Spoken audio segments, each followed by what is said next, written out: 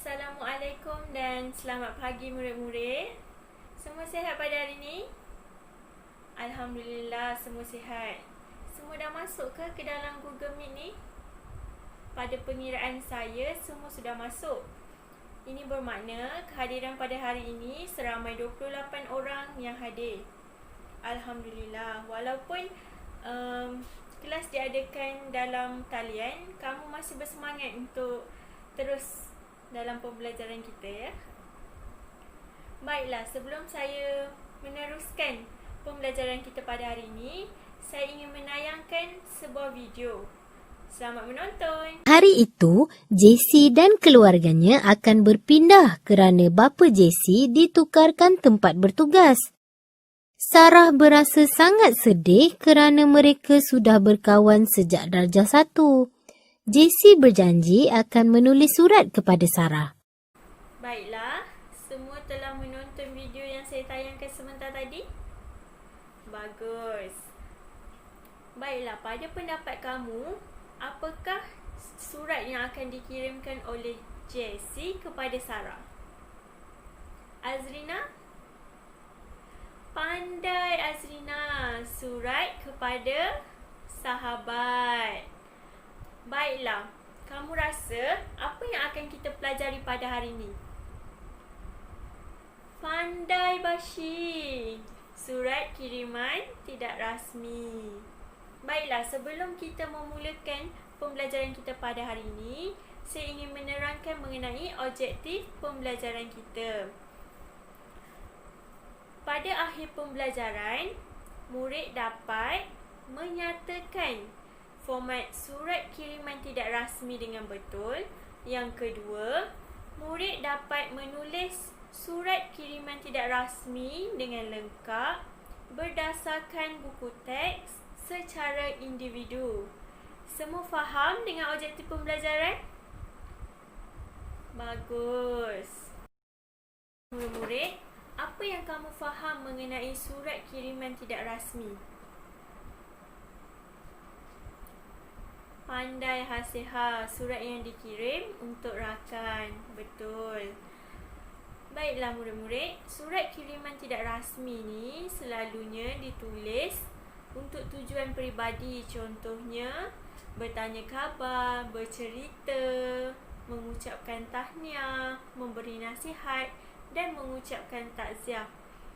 Selalunya, surat kiriman tidak rasmi ni dikirim kepada keluarga dan sahabat mahupun rakan-rakan. Baiklah, saya nak kamu semua melihat kepada slide yang saya tayangkan. Semua dapat tengok? Baiklah. Slide ni merupakan contoh surat kiriman tidak rasmi. Semua pernah tulis surat kan tadi? Okey. Mari kita baca sama-sama. Asrama Puteri Sekolah Menengah Sains Selangor, Jalan Tenteram 56000 Kuala Lumpur. Itu merupakan alamat pengirim. Mengapa perlunya alamat pengirim ni? Pandai Selin, untuk mendapat balasan. Sekiranya penerima surat tu ingin membalas, mereka sudah mengetahui alamat pengirim. Okey, yang kedua 3 April 2005. Itu merupakan tarikh. Tarikh dan alamat mestilah selari, berada di bahagian kanan. Menemui kakanda sekeluarga di Kemaman Indah, semoga berada dalam keadaan sihat. Adinda di sini sihat walafiat, semoga kakanda juga sihat dan gembira selalu. Ayat ni merupakan pembuka kata. Pembuka kata ni perlu untuk menulis surat kiriman tidak rasmi. Yang ketiga pula adalah kata sapaan. Kata sapaan ni penting. Contohnya, dalam surat kiriman tidak rasmi, kata sapaan ni perlu diberikan untuk ditujukan kepada penerima. Contohnya, kamu menulis surat untuk abang kamu. Abang kamu contohnya abangku ke, kakandaku ke, semua boleh. Apa nama panggilan kamu yang kamu gunakan kepada penerima surat yang kamu tulis. Okay. Kita baca perenggan isi pula. Baru 3 hari lalu, Bonda menelefon Adinda untuk menyampaikan berita tentang kelahiran bayi kakanda itu. Tahniah diucapkan kerana mendapat bayi lelaki kembar. Alangkah beruntungnya kakanda kerana memperoleh 2 cahaya mata dalam satu masa. Bagaimana dengan keadaan kesihatan kakanda? Kesihatan perlulah dijaga dengan baik. Kakanda ikutlah peraturan dan pantang larang selepas bersalin, terutamanya dari segi pemakanan. Adinda tidak dapat pulang ke kampung kerana akan menghadapi peperiksaan akhir tahun. Adinda tetap mendoakan kesejahteraan kakanda sekeluarga. Sesungguhnya Adinda tidak sabar-sabar lagi untuk menatap wajah kedua-dua anak saudara Adinda. Ketiga-tiga perenggan ni merupakan isi apa yang kita nak sampaikan kepada penerima. Contohnya contohnya surat ni, dia dapat berita bahawa kakaknya selamat melahirkan anak kembar. Ketiga-tiga isi tu mengisahkan tentang kakak dia. Itulah tujuan dia menulis surat. Dia bertanya khabar, dia memberi nasihat kepada kakak dia supaya mengikuti peraturan, menjaga kesihatan. Dia juga telah menerangkan punca dia tidak dapat pulang. Itu semua adalah isi. Contohnya kamu menulis surat kepada abang kamu, menyatakan kamu ingin pulang. Dia akan mengambil kamu di stesen bas. Okey, yang terakhir, sehingga bertemu lagi, sambutlah salam mesra daripada Adinda. Itu merupakan penutup. Dalam karangan pun kita ada penutup kan? Dalam surat kiriman tidak rasmi juga ada penutup. Penutup ni kita simpulkan. Contohnya, dalam ni dia cakap sehingga bertemu lagi, sambutlah salam mesra daripada Adinda.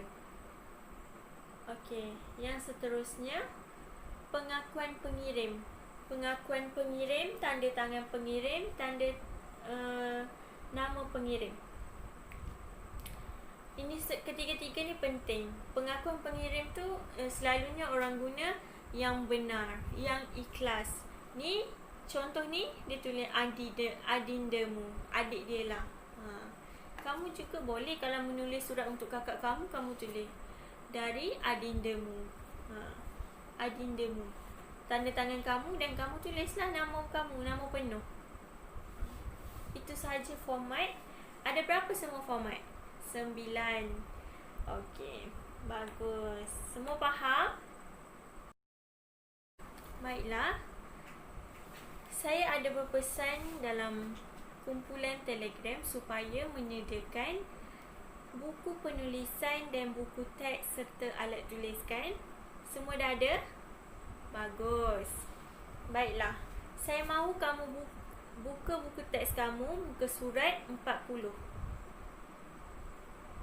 Masing-masing buka ya, saya nampak ni. Baiklah murid-murid. Saya mahu kamu membaca buku teks, buku surat 40 dan 41 secara individu, memandangkan kita berada dalam norma baharu. Semua sudah baca? Okey. Apa yang kamu baca pada muka surat 40 dan 41 tu? Pandaikan lidah, proses membuat gambus. Okey, saya nak semua tengok pada bahagian aktiviti tu. Sahabat anda yang berada di luar negara telah mengutus surat kepada anda untuk mengetahui maklumat tentang pembuatan gambus. Balas surat sahabat anda. Okey, maknanya kamu perlu menulis surat kepada rakan kamu yang berada di luar negara untuk menceritakan tentang pandai Azrina tentang pembuatan gambus. Okey. Pada muka surat 40-41 ni diceritakan langkah-langkah atau proses proses untuk membuat gambus tu. Okey, proses ni mesti berada di bahagian mana? Berdasarkan format, dia mesti berada di bahagian mana? Pandai Hafizul, bahagian isi. Baiklah, saya mahu kamu menulis surat selama 30 minit. Sama ada kamu menulis di buku penulisan kamu maupun di aplikasi Word di telefon bimbit masing-masing. Saya mahu sekiranya yang menulis di buku penulisan, kamu perlu menangkap gambar agar saya boleh semak. Yang buat melalui Word boleh menghantar terus ke kumpulan Telegram yang kita telah wujudkan. Selama 30 minit ya. Saya mahu semua hantar surat kiriman tidak rasmi yang lengkap. Baiklah, semua masih ada dalam Google Meet ni. Bagus. Saya perhatikan semua sudah menghantar surat kiriman tidak rasmi yang ditulis tahniah kepada anda semua. Sebelum saya tamatkan pembelajaran pada hari ini, saya nak tahu apa 9 format yang kita pelajari pada hari ini. Okey. Asmita, apa format yang pertama? Pandai. Alamat pengirim. Okey, Aisyah. Yang kedua, apa formatnya? Tarikh. Pandai. Siapa tahu format yang ketiga apa? Ya, Nisha. Pandai. Kata pembuka. Format yang keempat pula, Alis. Apa format yang keempat perlu ada dalam surat kiriman tidak rasmi? Bagus, Alis. Okey. Yang kelima, Hasihah. Saya mahu Hasihah jawab apa format kelima yang perlu ada dalam setiap surat kiriman tidak rasmi. Ini yang paling penting sekali. Pandai. Isi. Baiklah, yang seterusnya, Atira. Format ke-6, pengakuan pengirim. Yang ke-7 pula, siapa nak jawab? Okey, Dayana apa? Tanda tangan pengirim. Badrul, apa yang seterusnya? Nama pengirim. Pandai. Sebelum kita memulakan pembelajaran tadi, saya ada menyatakan tujuan surat kiriman tidak rasmi ni ditulis. Okey, surat kiriman tidak rasmi ni ditulis bertujuan untuk bertanya khabar, bercerita, berkongsi pengalaman, mengucapkan tahniah maupun takziah dan apa lagi? Pandai. Baiklah, surat kiriman tidak rasmi ni selalunya kita berikan kepada siapa? Kepada orang terdekat seperti keluarga, rakan-rakan maupun guru. Surat kiriman tidak rasmi ni, apa yang kita belajar hari ni mengenai format, kita menyediakan membuat satu surat kiriman tidak rasmi ni. Jadinya selepas ni kamu boleh mengaplikasikan, menggunakan format ni ke dalam kehidupan seharian kamu untuk kamu tulis kepada orang yang terdekat.